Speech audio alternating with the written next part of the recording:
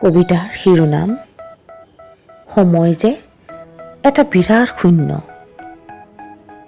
কবি প্ৰভাত চন্দ্ৰ দাস, কণ্ঠ ৰঞ্জনা পাঠক। সময় যে এটা বিৰাট শূন্য।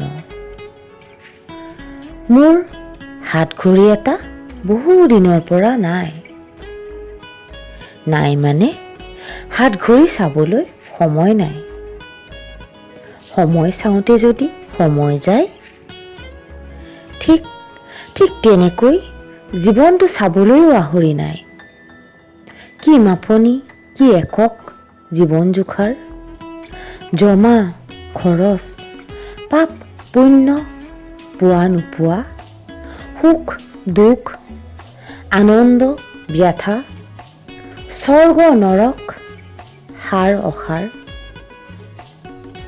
শেষ হ'লেই শেষ। শূন্য জুখি সময় শূন্য কৰি কি লাভ? পাহৰি থাকিলোঁ সময় যে এটা বিৰাট শূন্য। সময় যে এটা বিৰাট শূন্য। ধন্যবাদ।